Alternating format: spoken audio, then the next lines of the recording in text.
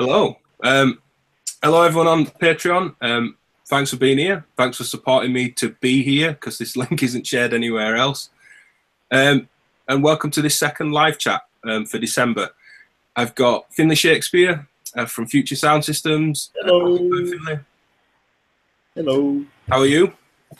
I'm good. I've got a little bit of a cold at the minute, so if I sound a little bit nasal, that's why. But yeah, good. Coming to probably around the halfway mark on the Gresselizer pre-orders, and that's pretty much my life at the moment. So yeah, it's going well. It's good.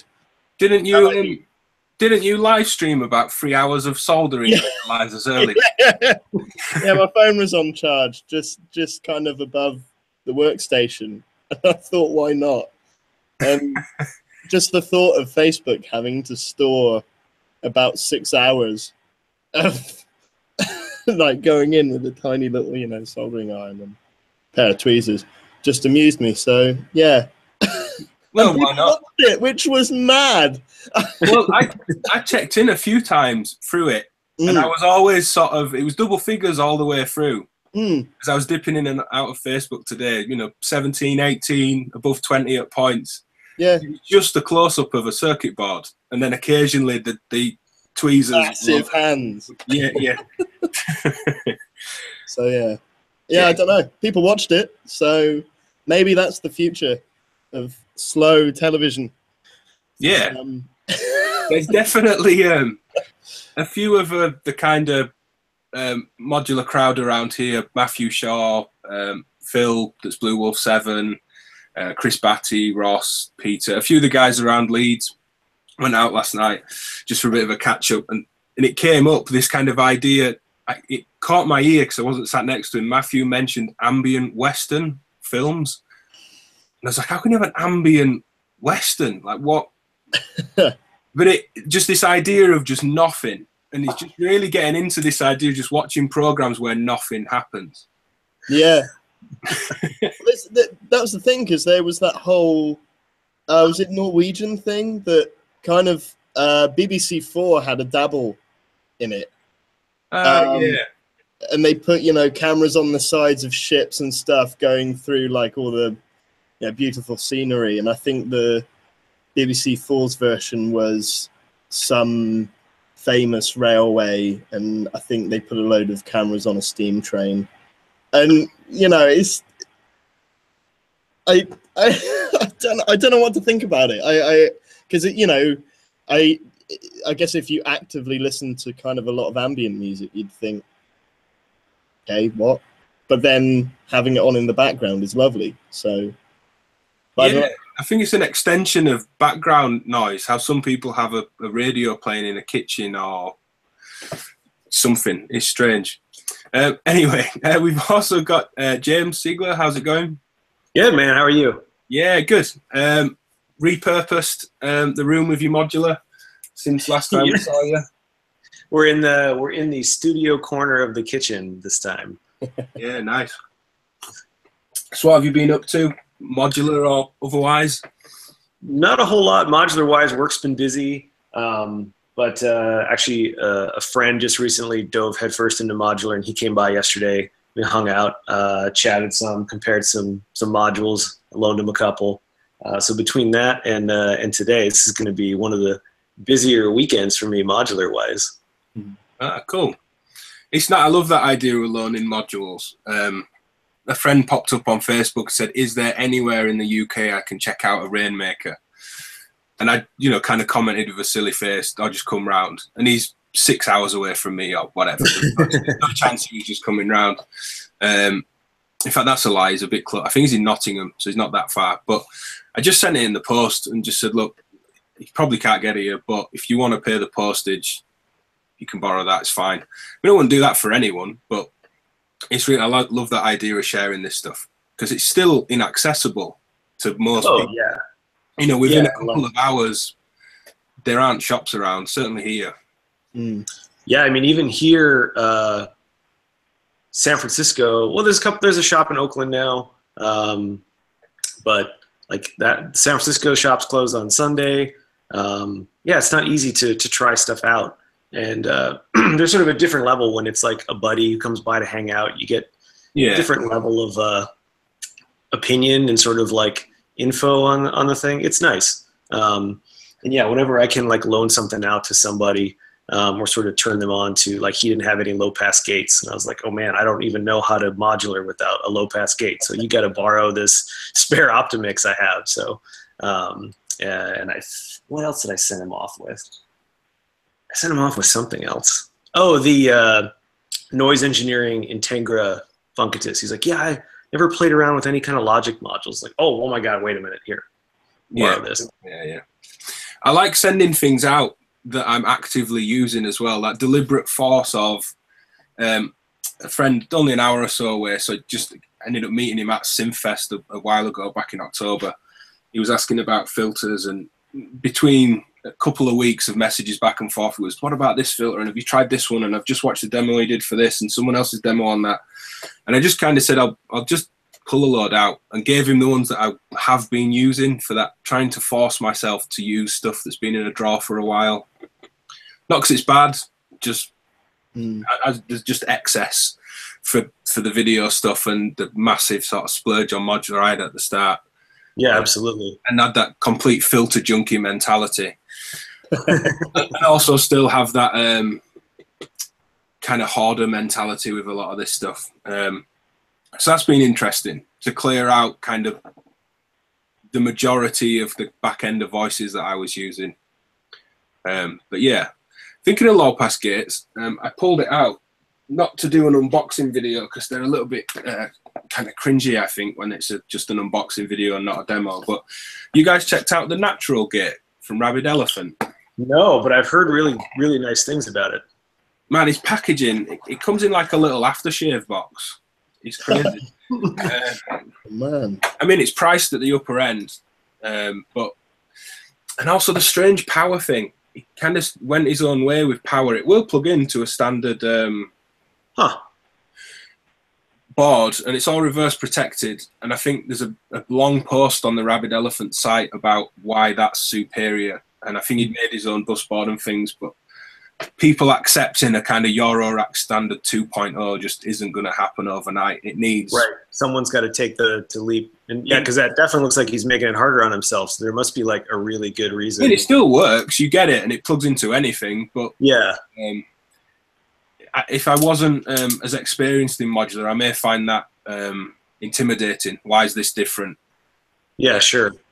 And the actual end's quite different as well. It does fit. And it's fine, but I think you'd need, half the manufacturers in existence, or certainly the bigger ones, to just say this is what we're doing from now on, and everyone would have to play catch up. But yeah, it's interesting from a technical point of view what he's gone for there, because that's kind of similar to the like Molex connectors that Frac uses, and it's, as far as I'm concerned, it's like quite a considerable amount of effort more to make those cables up. Yeah, exactly. And I think there is a bit of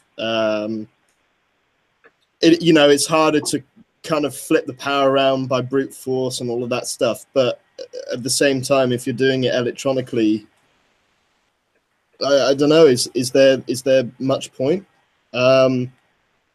Like, total credit to the guy though for doing it, because even the Dopefer standard gets broken by Dopefer half the time, which is mad. Yeah. Just try and get this image bigger. Sorry, Finlay, carry on. That's all right. That's cool. Because I remember reading ages ago. I don't know if it's still on the Dopefer website, because it Dopefer have broken it so many times now, but it said that the red stripe would always be in the corner of the board. So wherever the power header is, the red stripe always points to the corner. And I pulled like a load of Dopefer stuff out of my kind of Lamon travel case about a week ago. And half of it is just not, it doesn't obey to that rule at all. So. Chris... Meyer, sorry, I would say Meyer. and I've been corrected once. That should be enough. Sorry, Chris. Says the gauge of the wire is even more important than the connector. In the chat, people in the chat, we're all kind of watching this chat window. If you want to ask questions, that's the intention of this, with no particular topic other than just hanging out for around an hour.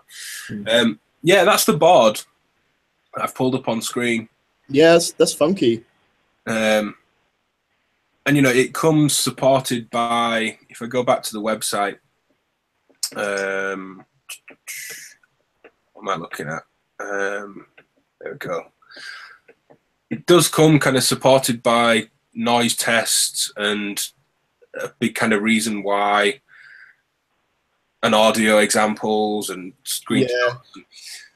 I mean, it's definitely true what Chris said as well. I mean, the ribbon cable that is the dope for standard, I mean, it was never designed for power distribution, transmission. That was only really ever for data. And, you know, if you're running high current stuff, it's going to get warm. That's why the whole like flying busboard thing I've always been super wary of, and it does scare me a little bit. So I don't know. It's good to see. I'm glad that someone's kind of addressed it a little bit, but again, it's just, you know, once a standard is a standard, it's really hard to shift people forward. Yeah, totally. I mean, the quality. I mean, I had Knobs came in a while ago for me to cover it with Future Music Magazine, not on my own channel. And it's just the most glorious way of working with basic utility stuff. Gain, offset, they call it slur, but slew or lag. Crossfader, it'll do VCA kind of stuff. It's almost like a mega middle section of maths without the envelopes. Right, okay. That's cool. Nicely playable, you know, like synthesis technology stuff, just expensive pots, feels really nice. And the quality of natural gate, the dual low pass gate is just the same, really, really cool. Cool. Funnily, I guess this leads on to a kind of conversation about using low pass gates for this stuff. I had one friend say that he's got two elements for mutable instruments. He's really there. His two kind of main voices, loves it. He's layering them or running them duophonically, and just said when Natural Gate came in, he said, "I'm going to sell elements," and he's been raving about elements for a year or so now. I'm like, well, it's not elements at all. That's a modal synthesizer with a whole exciter section and noise and impulses and samples and then a resonator. He said, yeah, but this sounds so good as the kind of controlled amplitude and filter that I can just throw any noise into it or sample and you get that same natural ring and decay and ping and strike and percussion that you would on a low pass gate. There's no Vactrals involved as well, which I thought was interesting.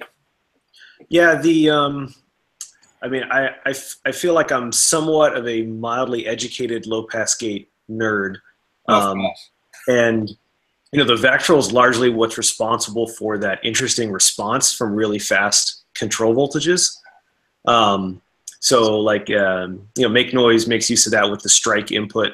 But it's also why if you send it really short envelopes, it's always going to have that ring.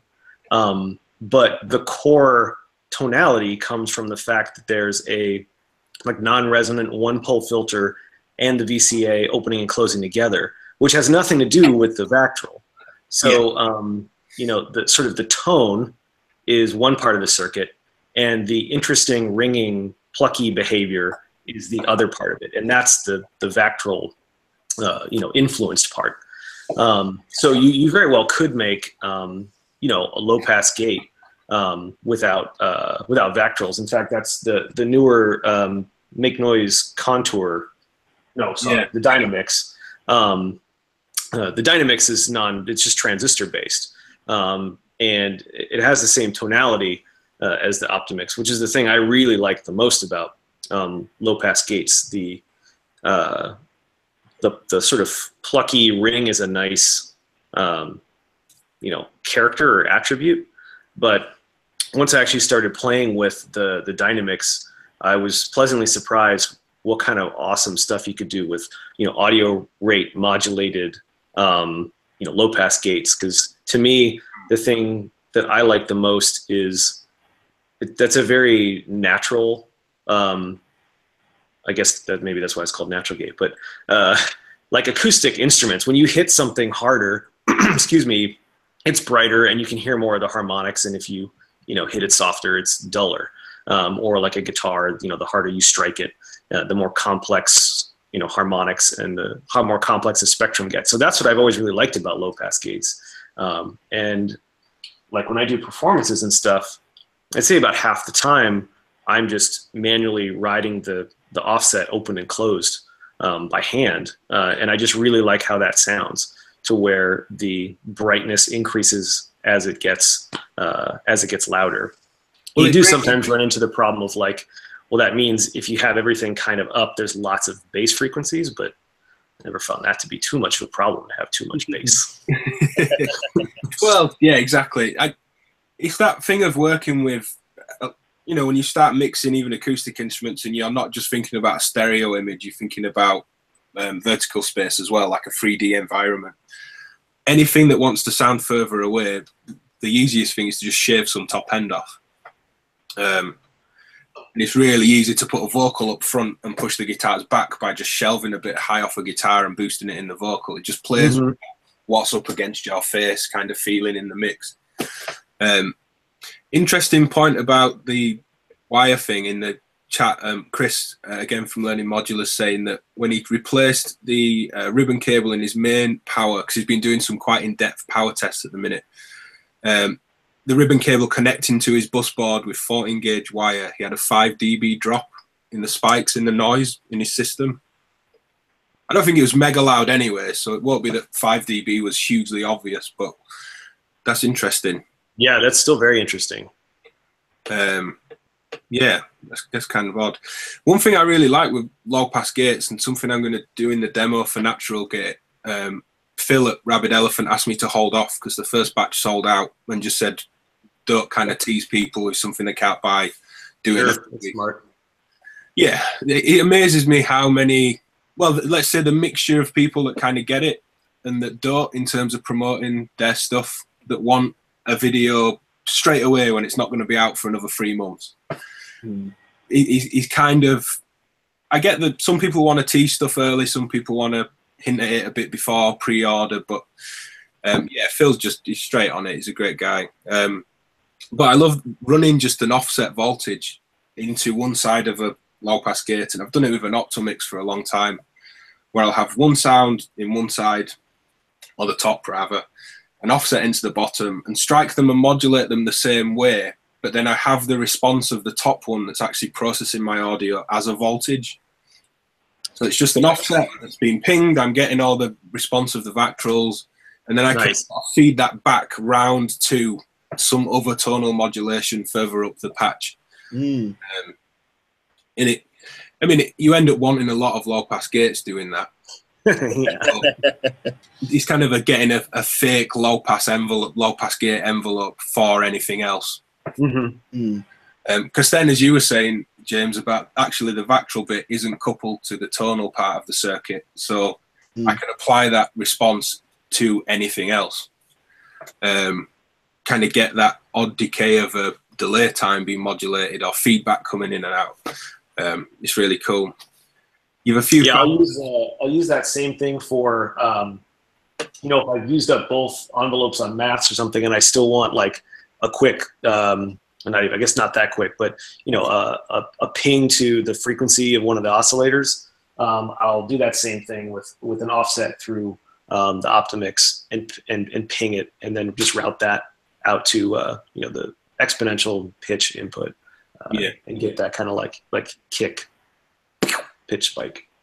Yeah, that spike at the start of a kick is the one thing that I don't think many people have got right in bass drum modules yet. Because what I want, if I'm going to synthesize a really simple bass drum, as most people in the chat, and certainly you two know, an oscillating filter or just a clean sine wave and just a really sharp pitch decay, and then maybe a slightly longer envelope to a VCA just to close the sound on and off. Mm-hmm. But in a real bass drum, and in the kind of, you know, sample heavy techno and electronica and things that I'm sure most of us like, as soon as like a beater hits a head, that's so instant. It's so hyper exponential as it drops. And I hear people, and I've done it myself, making kicks with like a linear decay, and it, oh yeah, like maybe sick in my mouth. Like I hate it. Not the people. I won't be that extreme in. yeah. It's a strong word, but it's really. It makes it sound more Tom-like and cheesy, and almost like a kind of gated reverb, like we're in the 80s with a Simmons or something. Yes, exactly. Yeah. Like you were saying. One thing I found that the Nord guys did really well with the Nord drum synthesis system is to break down the idea of you know, a noise component, a tone component, and then like a click component. And you know, usually that's kind of somewhat what you're modeling with that. You know, the sharp pitch spike is that click, the hit of the beater, or whatever the, you know, noisiest part of the strike is. And you know, they've got like a dozen or something different click tables that you can choose from. And that's a really nice way to break down drum synthesis. I found it's really fast for me, and I never really thought about it that way. And then once I did, it's like, oh, it's a lot easier to shape, where I want the click to change, but I don't want the pitch envelope to change. I don't want the tone to change.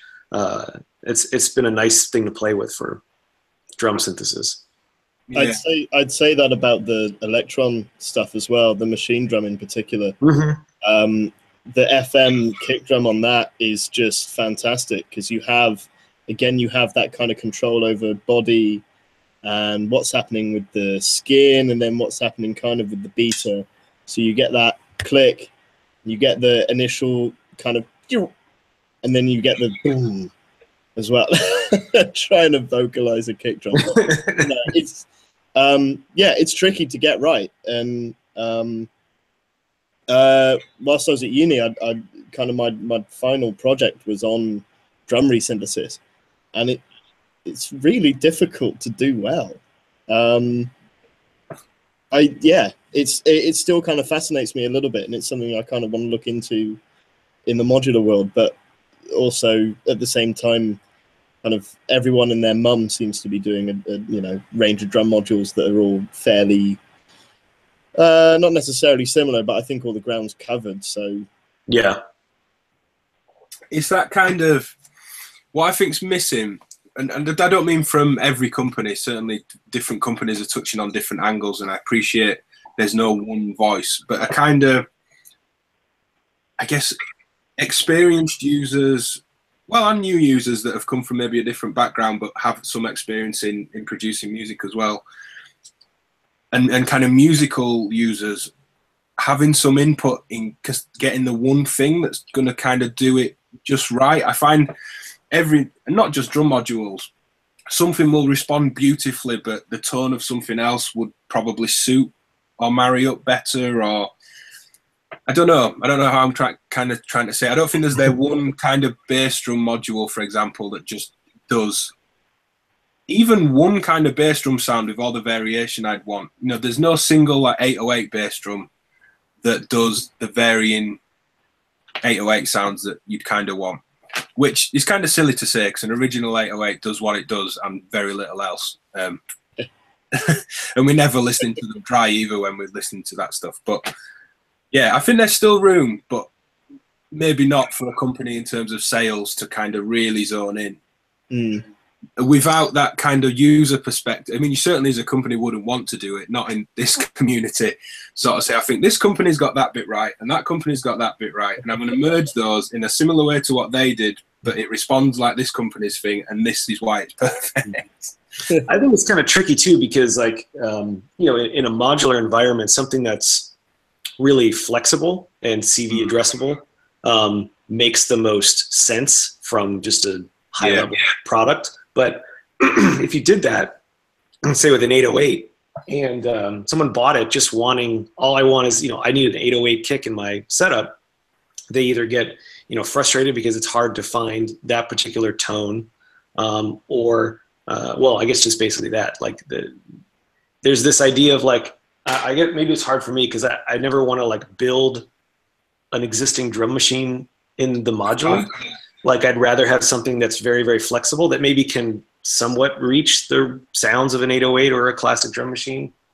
But that's one thing I really liked about the Simulus Territas is, you know, you can get close to different stuff, but it's really a unique thing on its own, and it's super flexible. You know, the aspect of like trying to program a full kit with a bunch of, you know, perfectly crafted sequences is cool, but I just like that, oh, I need this kind of a percussive sound in there, I can dial that in. Oh, now I want this other kind of percussive sound, I can dial it in. That's definitely way more interesting. And he's not just hacked in from nowhere. I invited Chris. Learning Modular. How's it going, Chris? How are you? We can't hear you. Oh, no. Oh, no. We can't hear you at all. Feel free to just, if you're working your sound out, Chris, just say something when you're in. Yeah, for me, I don't particularly want, you know, I haven't tried to build any kind of remake of an 808 or 909, or I'm not too interested. I think bits for me that kind of feel I would need is some sort of sample playback, like the Tip Top 1 or the Pico drums. If I was to try and go out and play techno, I think I would need the 909 open hi-hat. It's just kind of such a staple sound that the rest of the kit could do what it wants as long as you've got that offbeat.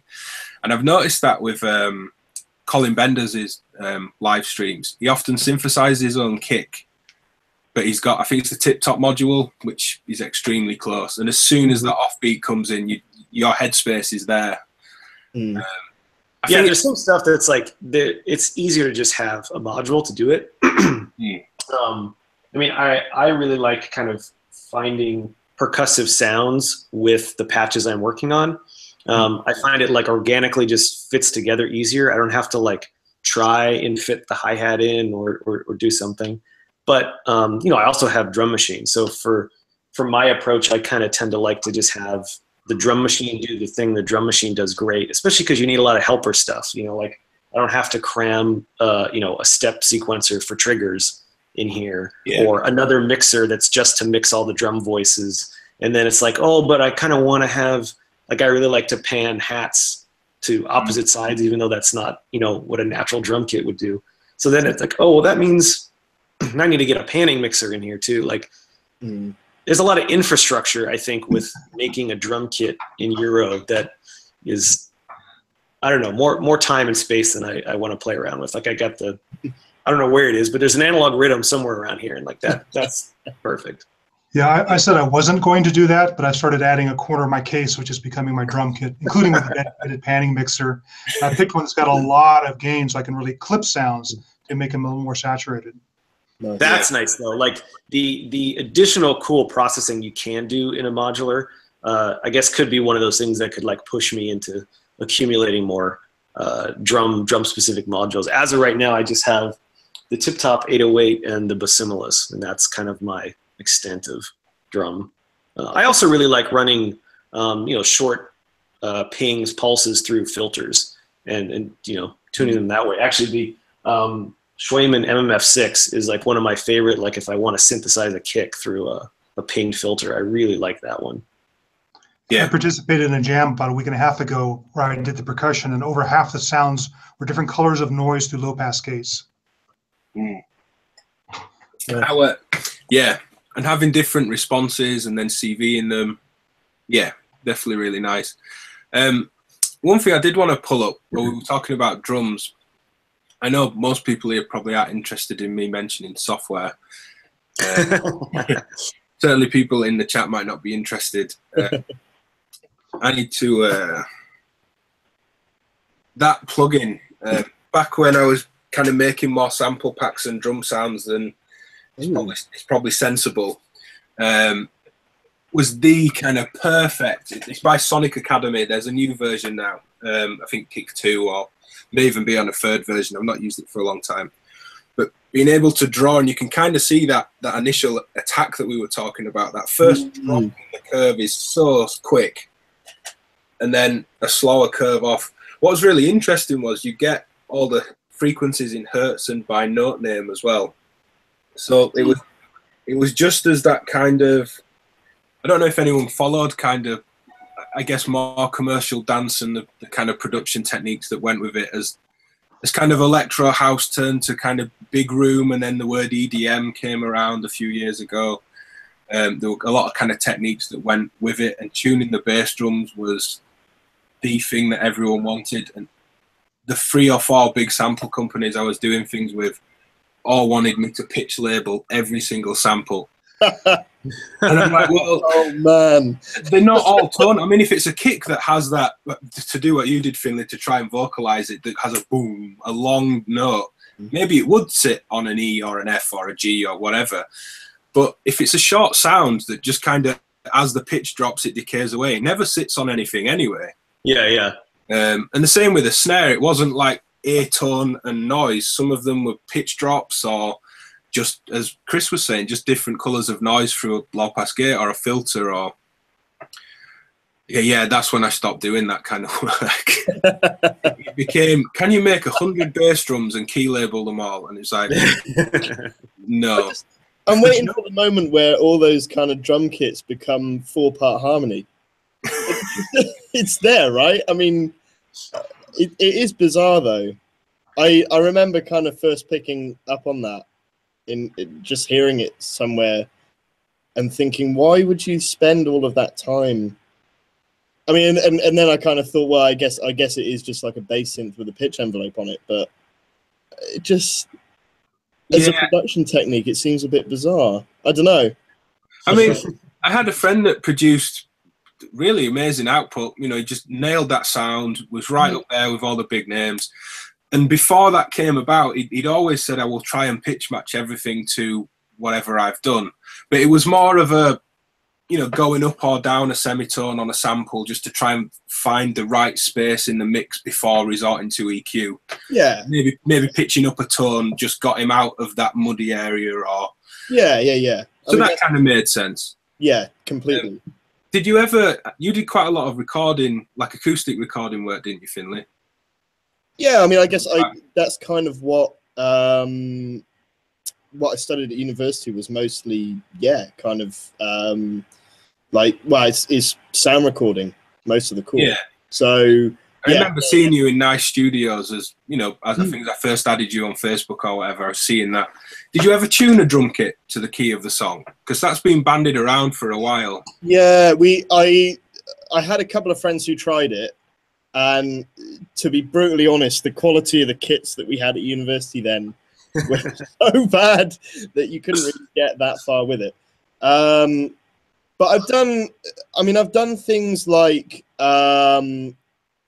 using like vocoders or you know, like Carpenter Strong translators and stuff to kind of almost bring a pad, like a rhythmic pad, into a track. Yeah, to impose stuff like that. But yeah, a lot of the time I kind of find that, you know, if it doesn't sound right, you can, I mean, this is a terrible thing to say, but you can usually fix it in the mix. No, I can just feel the massive slaps on the wrists now. But, you know, it's, if you've got a really nasty honk in a tom drum or something, the number of times you're going to hear that in a track, just notch it out. Yeah. To give you a flip side of that, back in 1981, there was this artist called Christopher Cross who made a big splash with a debut album. And what he did was he doubled up all the drum sounds with patches on a Moog modular just to get a sine wave extended decay on the shells and to tune them where he wanted them. Oh, that's really neat. Thinking of that, thinking of the tuning the shells, I mean, we're wildly off modular. Sorry for anyone that's... I tried to bring it back. I tried. Chris tried to bring it back and I've ignored it. I'm going somewhere else. DW drum kits. I used to teach above a music shop that now doesn't exist, so I'd always go in for tea or coffee on a break. And they're inside the shells, they tell you what note is the, I guess, technically most natural resonance for the shell. You know, this floor tom, interesting. This tom is a C, this will mostly resonate with an A or whatever it was. But the shop owner, and And I didn't believe him for a while because I used to just say, you can't have. He was determined that they were always about a fourth or a third out in terms of they were too high. And I was like, yeah, but this is DW. They're massive. Like, this can't be wrong. They must have measured this. And obviously it comes down to this thing of use your ears. And he said, look, I've got 2 of the same kits coming in different colours. I'm going to tune it as they say with the little tension drum dial and get it there. And you blind test which sounds better. And he was right every time. They were always about a third too high, third or fourth too high. Oh, wow. But knowing that was perfect. So you go, right, this should be an F. I'm going to use a tool and get that down to be a D or a C. And that would just, the drum would sing. Knowing how far they were, well, in his eyes, wrong, worked really well. Yeah. There was, you've a couple of fans of your passive low pass gate, Finlay. Is it POCA? POCA? I never know. Yeah, one of them. Call it what you want. I think I called it POCA, but yeah, whatever. Oh, that's lovely. Thank you. Yeah, I mean, I was going to say, actually, coming back to that, again, it feels like I'm living in the past now because I'm dredging up all my kind of university stuff. But one interesting thing about Vactrols is that, particularly if you use them passively, they typically give you the most clean filtering that you could ever achieve, mainly because the light-dependent resistor is incredibly linear in terms of passing a signal, not necessarily in terms of its control, but you can, I mean, as far as I'm concerned, you could probably use those if you wanted control voltage in a mixer EQ. If you used Vactrols, that would probably be the cleanest way of doing it. Yeah. Okay. Isn't it? I mean, I don't know for circuits, but you often see people say there's CV over this pot with a Vactrol. Is that an easy way of just adding CV into something? Kind of strap a Vactrol around it? Or? I mean, it is and it isn't. It depends what kind of circuit you're looking at, and it also depends if it's worth it, in my opinion, because the way that most like proper synth circuits are designed, everything is voltage controllable anyway. And there's, I mean, having said that, my kind of earlier stuff, it is all very much the pot on the front panel is part of the circuit. So you have to, you know, you've got no voltage control over a certain parameter because that is a particular element of that circuit. And yeah, you could replace it with a Vactrol, but then, you know, is there much point? I mean, you run into all the problems with Vactrols, right? You run into the fact that the control response is going to be slewed. You run into problems with matching them. You run into having to correct for the control response, so you'll need some degree of, if you want the control response to be correct, you'll have to bias the LED essentially and then rescale and all of that stuff. So yeah, it's a bit, you know, when people say, oh yeah, just sling a Vactrol, and it's like, well, really? There's better ways of doing that. And, you know, again, those other ways introduce their own quirks, but those are typically more musically exciting. I mean, so this is the thing, like the Moog ladder filter or the Korg MS filters, they have their sound mainly through the control topology, not the actual filtering topology. So, yeah, that's something that I never kind of thought about until I actually looked at it and thought, where is the sound coming from? And if anyone watching this is really kind of into their engineering, Tim Stinchcombe's website is full of serious academic papers about looking at different like famous filter designs and pulling the sounds of those apart in terms of maths and physics, really. Tim's an absolute genius. So, yeah. Yeah, that's a fun site to read through, even if you don't understand like me. Most of what it's being talked about, but it's a really lot of cool information. Mm. Mm. I'm gonna pull through the chat. Sorry, people in the chat have been a bit neglectful in terms of your questions. And sorry if I say anyone's names wrong. Salvo Projects asked, I think we've kind of discussed it, but I'm going to blast through the chat and get any questions anyone's got. The natural gate, asking how it's different. Well, it's got the hit input that kind of mimics the strike, but you ping it, you get the natural decay. Well, there isn't a Vactral in this, but an emulated version. You can CV the decay of that envelope because it's kind of emulated and not the Vactral. You've a bit more control. The open is like just opening the Optomix, as James said he would do that by hand a lot with performing. There's these little switches, probably can't quite see, but those three little graphics go from being a fairly instant attack and then decay, or a log attack and an exponential decay, or an exponential rise and an exponential fall. And you've just a bit more kind of CV and response kind of control, I guess. I think the filtering on this is slightly heavier in terms of it might be a 2-pole 12 dB, maybe with a slightly different curve. Optomix, it just sounds slightly different. But it's very much in that ballpark of just gorgeous sounding, as is the Optomix. Nice low pass gates. There shouldn't be any variety in these if you were to buy two. There has been in other Vactral-based stuff that I've had in the past. No bleed on that as well. Sometimes get bleed from real Vactrals. How are you finding low-pass gates, Chris? We've coming back around through the drum conversation. I know you're often pairing a low-pass gate with noise sources and drums and things. Yeah, I've started to collect them, and that's a danger. Just got one of those 0 HP low pass gates recently. Yeah. Oh yeah. Yeah, I got the one from Shank. I think you've got the one from Mystic. Yes. These. There we go. A little bit more on that. This one's too fast. If I hit it with the ping, it just decays way too fast for me. And I'm getting into really picky stuff like how long is the trigger pulse out of my rhythm generators? Because, for example, the Grizz is a 1 millisecond trigger pulse, which puts a lot less energy into it than, say, the Knight's Gallop, which has a longer trigger pulse to it. So I'm really having to match even trigger duration to the low-pass gate to get different shapes out of it and get different sounds.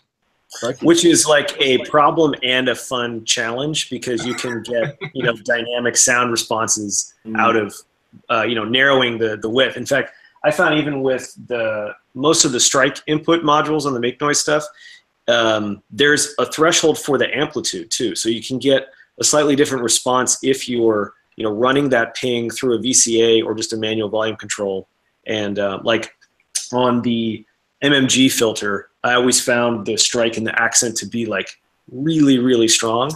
And usually when I use those two inputs on there, I'm running the pings and the gates through attenuators. And it's not a huge difference because there still is a threshold for kind of the circuit to kick in. But from like, full, 8, 10 volts or whatever the pulse is, narrowing down halfway or so, you can actually get a nice dynamic, change in response that way. That's a really important point because a friend and I were comparing the main key dual passive low pass gate, and he was saying, I'm really having trouble getting it to be loud enough. I'm getting a beautiful sound. Well, his envelope only had a 5-volt spike and mine had an 8-volt spike. Yeah, it's crazy. You think like, well, it's already that high, like that shouldn't be that much, but it makes a big difference. Yeah, because they're basically integrators. How much energy is underneath that spike is what's going into that light element. I would say, thinking of it's like Goldilocks and the Three Bears. This one's too long, this one's too short. The Mystic Circuits 0 HP one is probably longer than I'd want for most things, but I would reach for a VCA in that case. This has just got enough ring on it to just make it feel like a lot. It's like the top channel on my Optomix, which is longer than the bottom channel. on mine. And I know that's not the case for everyone's because of the variety in Vactrals, but yeah, and for what, $34 or something that these are, if you don't mind stuff hanging from the cables, it's a bit of a no-brainer, really. And that ring and the bleed kind of varies with frequency range. My original Plan B dual Tambro gate, the lowest one, never shut. It was just this massive amount of bleed, which sometimes was cool for bass stuff, but for really high frequency stuff, it sounded beautiful. Like I still haven't come across another low pass gate that sounded as good as that lower one did on high frequency stuff. And on for high frequency stuff, the bleed was barely audible. So it's sort of one of those weird, like you got to deal with all the weird quirks to find that, really amazing part of it. Mm. Now, Ben, tying together a couple threads, you're talking about feeding voltages through your Vactrals to get an interesting envelope to feed other modules. Have you considered or have you tried using that to bend the pitch of an oscillator when you're simulating a drum sound? Because I've been using ears and playing around with ears, and an envelope follower is just a really cool thing to put onto pitch bend onto a sound as well. Yeah, I kind of like poorly described doing that with like if I run out of envelopes and need still to have that sort of pitch spike for either a kick or just on the main bass sound, I'll use the Optimix. In fact, the second generation Optimix, they normal on the input jack. There's like a 5 or 8 volt offset, positive offset is normal to the input. So on the second gen one, you don't even have to patch an offset. You can just turn up the output or turn down the output and hit the strike. Cool. And I think most people's low pass gates are DC coupled, so that should work on almost anybody's. The thing I was doing with synthesizing drums was having a trigger to one FM input, or I'd attenuate it and put it into the vault per octave. So it didn't have any kind of fall element. It was just a millisecond of just bang up really high pitch, and then an envelope into the second FM in, or mixed if it only had one FM in. There's a kind of way I got around that big spike and then the kind of exponential tail. But I mean, in practice, I'm not that bothered. I've sampled all the kind of kicks that I want. I go through phases and different sort of headspaces with this. And Christmas is usually a time where I'll do some sort of project like this. I was on about potentially rewiring the whole studio room, which is like a 2-person 9-hour job. So I might not do that this year. I usually do it around Christmas. But I might make some sample pack stuff or pinging filters that are nearly oscillating, which is a bit nearer the kind of T-bridge thing that's in an 808. And I'll just get them in a sampler. I've got the Tip Top 1 coming for a sampler. And there's the Pico drums as well, but I don't have the programmer for that at the minute. And I just like that they're slim. I'll sample loads of stuff up. I sometimes still patch my own sounds, but it's a bit of a motivation killer sometimes, unless it's in the kind of way that James said, where the synth riff itself could be very percussive or very open in how it's played or performed or modulated. That I find infinitely exciting and a nice area to just sit and play. But if I just want a kick, half the time I don't want to go, right, I need 4 modules and I need to stop what I'm doing and get out of that creative headspace and just patch up the kick. I'm kind of happy with most of the options out there for most of it. I'm playing around with kind of outputs and interfacing into the computer at the minute to get the best. The kind of musical space I'm in is kind of part generative, part performed, which I guess a lot of people sit in that space. They're influencing a generative patch. It's not completely step away and leave it. And just playing around with taking around 6 or 8 parts out of the system. Always recording the mix. I found that to be really important. At first I was just taking out stems, but then using the mixer and headphones on the system to kind of perform the mix. And then I'd sit and go, right, I've got to automate all this stuff that I did over maybe a 10-minute period. And then I'd just delete the project, or it's still sat on a folder somewhere that I'm not interested in. So recording a good stereo mix for me has been the key, but then maybe thinking, what are the 6 most important elements I may need more of? So things like being careful as to the amount of reverb I drench things in on the stereo mix and making sure I've got that reverb recorded separately, I found really important. And I'm still playing around with that though. Sorry, man. Excuse me. I'm on the floor. So Dissonant in the chat has just said, sorry, I'm going to mute Finlay. Dissonant in the chat has just mentioned the NW2S IO. I don't know if anyone uses that. I know Cyrus Rex uses that. 8 inputs, 8 outputs. I've been using the Praxis Snake Charmer, which is 8 outputs, which has been working really well. Finlay, I muted you. You're going to have to... Yeah, sorry about that. We had a bit of an odd thing in the building earlier where all the fire alarms were going off. Okay. Bearing in mind that was about 8 hours ago, they've only just sent someone round to say, oh, have a look at the fire alarms. So this aerobic studio, and I have no idea where the aerobic studio that he's after is. It might be downstairs. Who knows? Sorry about that. What's Tim that you mentioned earlier, Finlay? What's his last name? Greg was asking in the chat. Stinchcombe. That's STINCHOMBE. I should probably just write that in the thing with the live chat. Someone else said earlier, moderator deleted my link or something. With the YouTube live streams, only the person hosting the chat can post a link. It isn't a case of I'm deleting it. If anyone is putting a link in, I'm not seeing them and deleting them. They just don't even come up. If anyone wants to link anything and you say what it is, I'll happily put a link in or put it in the description. Someone did ask earlier for you, James.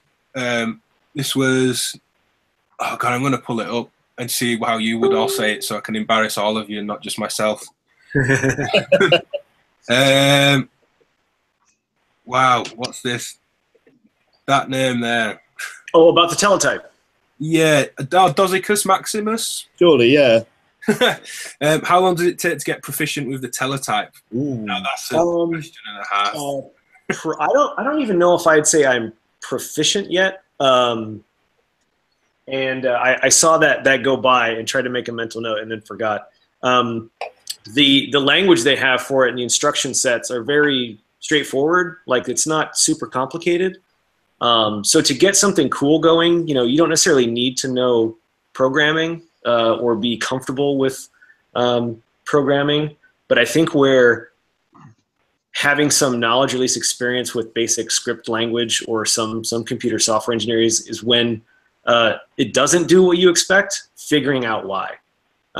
Because even when you sit down and translate some stuff in, guaranteed you're possibly going to make a typo or maybe type something you didn't expect, or maybe don't understand, like, I put the values in, why is it not doing the value I expect, or do I hear something different? I've definitely done that several times, and my experience with writing script, I mean, I'm not a software engineer, but I've written a lot of scripts and know basic C, so that helps a lot. It also really helps, like, if you have a specific idea like that you want to implement, knowing that, okay, well, I need to have script 1 do this, and then I may need to have script 2 do this other thing, and sometimes script 1 will trigger script 2 to do the other thing. You basically have 6 lines per script of all 8 scripts. So there definitely is sometimes where you may have a if condition on script 1, and if the condition is true, it fires off script 2 because you don't have enough room to put the whole 4-step operation in script 1, and things like that. So, like, there is a basic level of software that really helps with it, but I wouldn't say it's a requirement to be able to get cool stuff coming out of it. But I probably read through they have some great tutorial walkthroughs. I read through all those probably like twice before I even ordered it.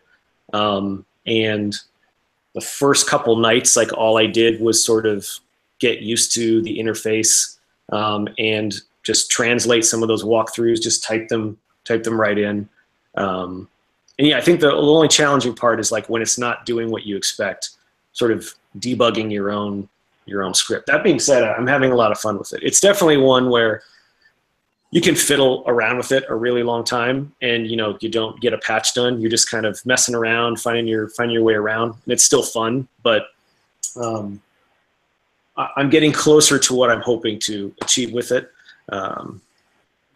So I guess I didn't really answer that question, but I would say not immediately, not immediately. But a couple nights, you know, and there's some stuff that you can do with it that's, you know, very useful and also very straightforward. You know, if you want to just make some cool clock dividers, or if you wanted lots of random voltage generation that you wanted to be sort of more under control or more confined, that's really easy. There's a lot of cool stuff for that. There's a lot of firmware development happening in that community. They managed to even fix a bug for me where the CD input wasn't reading fast enough. And one of the guys turned that around in a day, Scanner Darkly. That was amazing. Does Steve work for Native Instruments, Scanner Darkly? He might. Or at least made a big contribution to the Reactor library or something. I'm sure I've seen him on something Native Instruments. That seems possible. And in fact, he's sort of on his own working on a huge additional firmware to run the grids, the mono grid natively with the teletype, which is really cool. I haven't bothered to really start exploring that yet. But I really like it. I mean, I'm also being very conscious to try and keep certain inputs to always be the same thing in my scripts. Like input 8, I'm using consistently as like, this is the clock input. Because I definitely, with other modules, like stuff to kind of operate the same way all the time.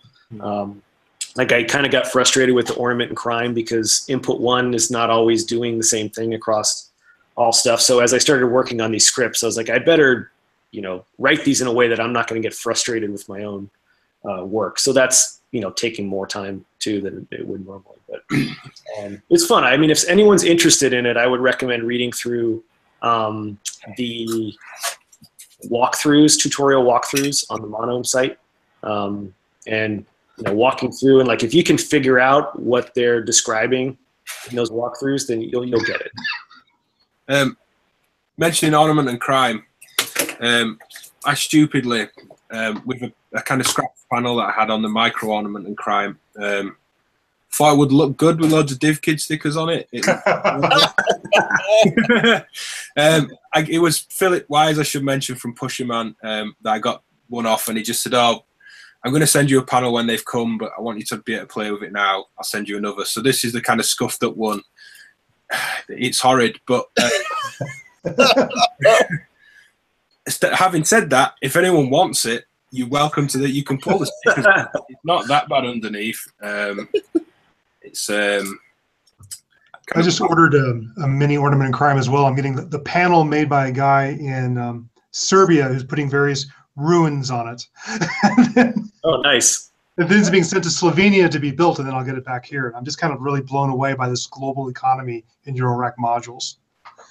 Thinking of things being sent all over, my E370 that should be here, and Paul Schreiber spent another $60 or so to make sure it got here quickly, has sat in UK customs since the 7th of December. Oh, When I ring, sorry, not November, December, so 10 days. But when I ring and they just say, "We're waiting to decide on what the customs charge is going to be," and I'm like, well, I know, because the amount of stuff coming in and out, it's 20% plus your postal charge. Just charge me. I'm not questioning the charge. I just want the parcel. He sent a parcel to Israel the same day, and it arrived 3 days later. So it's horrible this time of year. I've so much kind of stuff in and out, and it's always from the, well, we're still in the EU for the foreseeable near future. So the stuff from the US is just such a pain. But yeah. It's kind of been weird the last few weeks with postal deadlines looming and trying to get modules out. And the like Japanese and Australian one was on the same day. Probably at least two, maybe 3 weeks before Christmas Day itself, thinking, "Oh, I'll be lucky if these arrive before Christmas." And then within like 3 or 4 days, the customers are on Instagram saying, "Oh, look at these modules." And like, why is that deadline so far forward? I mean, is it a customs thing or what? But then again, customers in Germany where I think their deadline was the day before the States, and apparently Deutsche Post are having so many problems at the moment that you might be lucky if you shipped it before that deadline that it actually gets there before Christmas. Like, it's really odd. None of it makes any sense. Right. I've just sold a module to someone in Italy while we're sharing these kinds of stories. I'm sure he thinks I always feel really bad like it's me, but I'm not involved in any way at all. Same day, went and posted it, paid for it to be insured and tracked and get there signed and all that kind of stuff. It's supposed to go from the UK to Italy. It's sat in Kennedy, New York for a week. Because he messaged me on Facebook like 4 days later, any news yet? And I said, I don't think it'll be in Italy in 4 days, but, check the tracking. I haven't looked. He said, oh, you look because there's something weird with a smiley face. So I knew he wasn't upset particularly. So it's gone to New York on a Christmas visit and now needs to go over to Italy. They're telling me that, funnily, and this was the kind of bit where it's pointless shouting at people over the phone, but kind of made me anxious. Oh, there's a problem with Italian Post. I'm like, there isn't. You've sent it from the UK to New York. That's nothing to do with the Italian Post. It's not got to you yet. So, yeah. One thing I wanted to pull up in a kind of weird audio geeky kind of way. This website, audiocheck.net. Someone brought it up at the college that I work at and spent a little bit of time with the students that kind of wanted to do this kind of thing. It's a series of blind tests. So find the smallest difference in sound levels that you can detect. 6 dB, 3 dB, 1, half a dB, 0.2 of a dB. Oh, They all start really obvious and get incredibly difficult, but they're interesting. Just spend 10 minutes playing around. Things like what's the smallest pitch frequency difference you can hear from 50 cents down to 1 cent. Timing differences from 100 milliseconds down to 1. Can you notice the difference in dynamic range? There's a few kind of pitch perfects, relative pitch tests as well. Eye or ear sensitive to absolute phase. There's a phase polarity blind test. For me, it sounds a bit sad, but just for kind of 5 or 10 minutes, I find this stuff quite interesting. Oh yeah, very. Especially while I've been using it almost as a very purposeful ear refresher. Taking a break, I'm working on some mastering for someone at the minute, and rather than having sort of 20 minutes, go stand outside, have a drink, walk around the house, and come back, I've been using this to kind of try and reset the ears again, and it's working really well. Because it's so focused on something other than broadband, overall big picture stuff. It works quite well. There's also on there that's useful for anyone that is setting anything up studio-wise. There's loads of kind of test tone stuff across a way bigger range than I'd ever imagined you'd want for test tones. The cat is awake. So audiocheck.net. I just thought it was an interesting one for anyone into that kind of stuff. Ben, have you done the one with what's the smallest difference between two different sounds you can hear? Because there's a psychoacoustic theory that claims once it gets underneath 15 milliseconds, it's supposed to merge into one sound. Yes. The Haas effect. Yeah. The timing, the shortest timing difference on this is, or at least one of the tests they use, is 2 different sounds. It's like a hi-hat and a bass drum, and you hear them flamming until they eventually meet up or they're wide apart. No, I'm sure there's quite a few of these online. Because what I could find is even if it didn't sound like a slapback, I could still hear the timbre change as the timing change between them. Yeah, the kind of phase interference of the two. Yeah, and people can usually observe that phase, especially if it's left and right stereo, to like the tens of microseconds range. Like, above 10 microseconds is usually perceptible. But yeah, hearing 2 separate sounds is more in the milliseconds. Yeah, I had, and I think there's still a video online that one I missed because someone commented actually recently. I'm not going to say what video or what module was the culprit, an output module that would phase invert the right output. No. So I'm recording mono patches, but at the time I went out of this stereo thing into my sound card, and they're going, I can only hear your voice on the video when I listen on my phone. And it was a case of the YouTube app was summing to mono. They had headphones in. They weren't being stupid and going, I can't hear the bass on my phone. You know, they had headphones in. And I'm like, no, this is ridiculous. You know, put it on. And I'm like, yeah, okay. So the modular was obviously completely out of phase on both sides. That just collapses to nothing. They've got a long ranty, well, not ranty, but long mumbling video of me just talking with no synth sounds. Oh, man. And it was like, that kind of thing of, this has had a good amount of views now. Can I pull it down? Should I pull it down? Should I put a second one up and link to it? Or I think I ended up putting a second one up and leaving that one and making it private, or I can't quite remember what I did. I remember a certain fairly, I guess, mid-range audio firm that I used to work at had a quite high-end interface where they did a hardware revision and flipped. It was one of the two input channels. So if you rigged a stereo pair, even if it was perfectly in phase, you know, coincident pair or whatever, you'd have one of them flipped at, you know, your input stage. So the fix was to then change the firmware so the phase invert on was off and phase invert off was on. Guys, come on, you know. But, at least with that, users wouldn't know. If you didn't know that tail, it would be. Yeah, exactly. Yeah. That's pretty bad if it's, especially on an output. That's not good.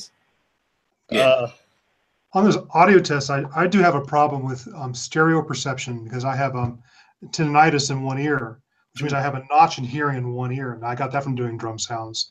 So as sounds go through that range, that ear gets less sensitive and my center moves. It's really strange to listen to on headphones. Mm-hmm. Well, I have the same thing. I've got like roughly 8-9K that's just ringing gently all the time in the left ear. And anytime if I'm listening to something like a test tone that sweeps through there, a very strange thing happens.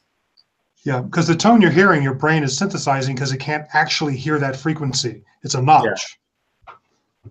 Wow, that's really strange. Well, yeah, in terms of just having a hangout and a chat, it's been exactly what I wanted it to be. If anyone did come in that wasn't at the start when I mentioned Mark not being here, Mark Zeno, unfortunately ill today, more croaky and more man flu ridden than me, than I am Finlay. We will come back to the kind of West Coast thing that Mark wanted to chat about in the new year. We'll close up in, well, 5 or 10 minutes. If anyone wants to ask any questions, again, we are watching the live chat. Feel free to pop them in. This video will go onto my Patreon page, and just there, it won't be public. And I'll put links to the things we've been talking about in there as well. Anything anyone wants to kind of plug on the way out?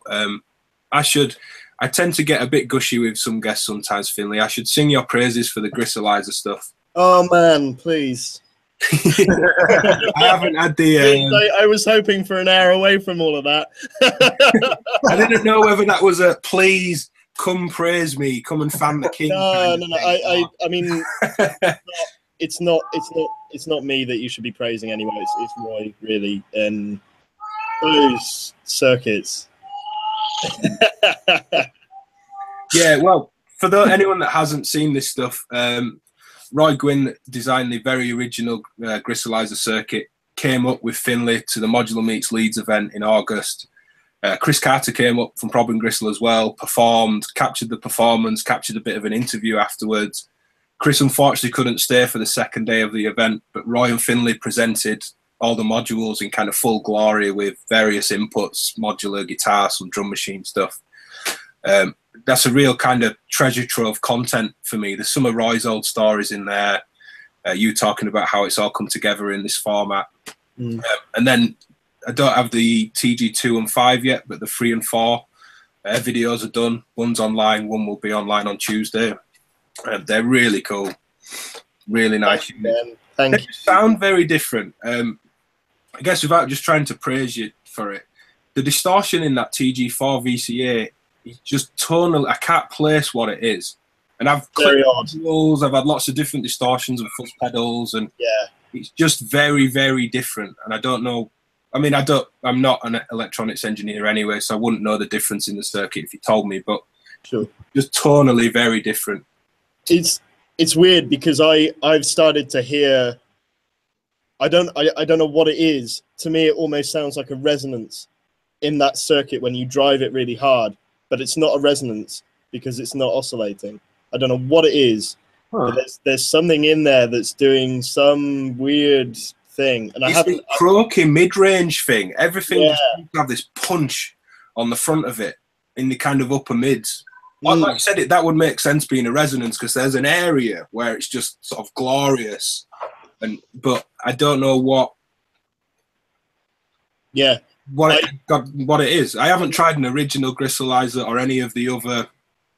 I did try a pedal one years back, very briefly in a shop once, but I don't have enough experience to compare whether that's the new versions or the old ones. I mean, the very much the raw character of the circuit is identical, really, but with the couple of additions that both Roy and I have kind of added, it just, again, it's that whole like kind of, as we were talking earlier in the week, it's just range and it's palette. And as you know, we've tried to extend that as far as we possibly can, even if sometimes it is a little bit daft. You know, there are areas on the filter that I'm sure, you know, you might only ever use if you wanted the real toppiest, brightest hi-hat sound ever. You know, we're talking kind of, you know, above 8K stuff, but it's there. If anyone ever wanted to annoy dogs or bats, it's there. You know. And the you know, again with Chris on board, you know, kind of every single feature, Chris has said, well, that's very TG, so we should keep that. Or why is it doing this? This is slightly unexpected. It's not very TG. Let's change it. You know, so yeah. I guess if we're kind of heading into plugging territory. Plug away, and we'll kind of wrap up. Yeah. Anyone, if anyone is in the UK around Bristol, hoping to get Chris and Roy down in February into Rough Trade, which has opened a seriously dangerous minute walk away from this studio. So I'm spending now half of my breaks in Rough Trade trying not to spend money. Nice. But they've got a really nice kind of live room in there, and we're kind of hoping to negotiate with them that we'll do like an afternoon, an evening with a load of modular stuff, get elevator sound down, and just properly go at it a little bit.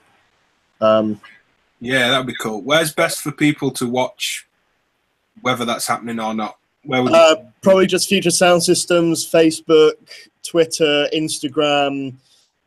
Keep an eye on Chris's Twitter as well. Chris is the most active person I've ever known on Twitter. Just as soon as I post anything crystallizer related, my phone then kind of races across the desk because it gets retweeted and liked by like Throbbing Gristle, Chris Carter, Chris and Cozy, Carter Tutti Void, Industrial Records. And, you know, it's miles away from me by the end of all the, you know, vibrating. But no, he's great. Chris is one of the nicest guys I've met in the whole, you know, sphere of electronic music, I guess. Yeah. And one last plug from me. Going back to drum sounds, the kick at the start of Empire State Human by the Human League.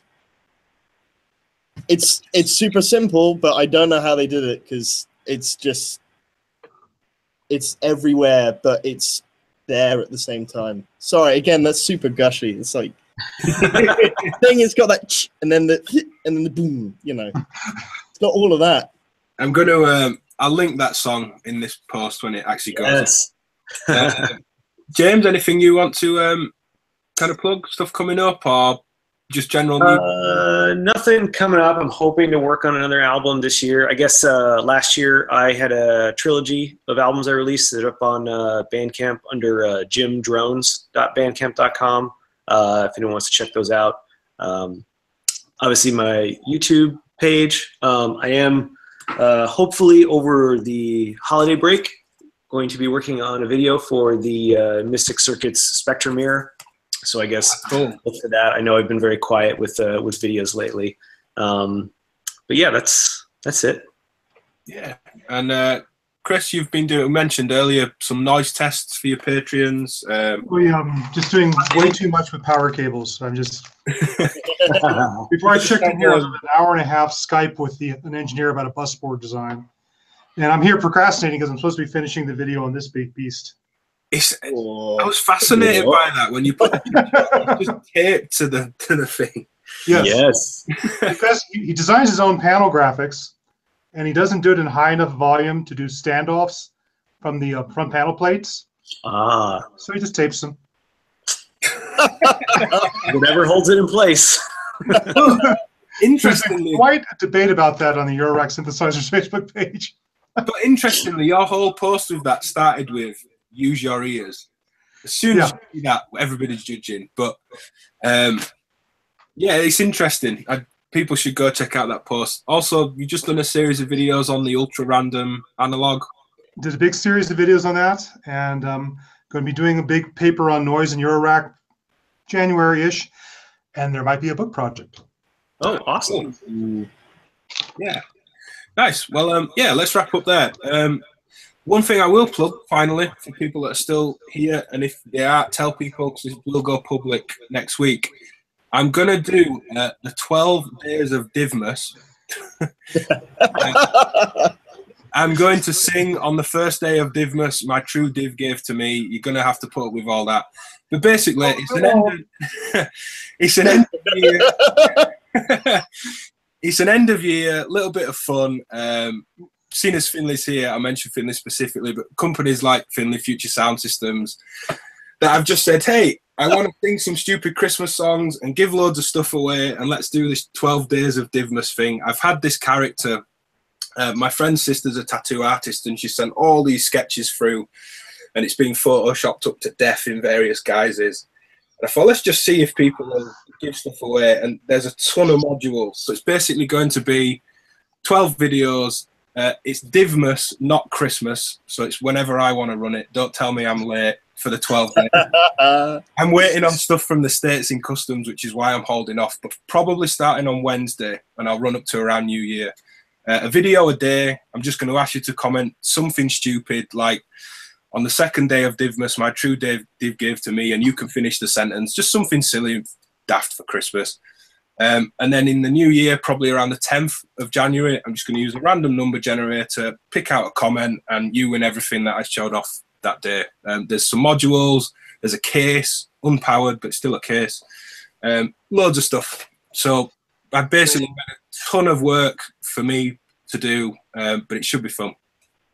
If you want to make the random number generator bit really difficult, but really, really, really nerdy, you should get a shortwave radio, tune it to noise, put it to a sample and hold, take the output into a voltmeter. Someone once said number every time. Someone said a while ago that we should use the meta mode on braids, assign everyone a mode in braids, and just put sample and hold in. And it's like, you know, whoever was the fold mode as one, and if there's multiple users, they're then assigned a mode again, and it just runs through. I thought, you know what, certainly for this, because what I'm going to do is I'll sing something stupid for 10 or 20 seconds. There won't be full demos, but any company that's given a module, to try and give a bit back to them, I'm just going to make a single patch of kind of under a minute. So, for example, with Finlay stuff, here's a nice patch with this filter, 30, 60 seconds, we'll explore it. And, you know, sub 5-minute video, there'll be some demos, some patches, some silly stuff, and get it all out. So I've got a lot of work to do coming up, but yeah, it should be good fun. And I'm not getting into that. I'm just going to go on I think it's random.org, and you just put maximum value, minimum value, bang, and that's it. It's quick. So yeah, have a nice end to the year, everyone, and cheers for joining us. See you guys soon. Thanks for having us. Cheers, Ben.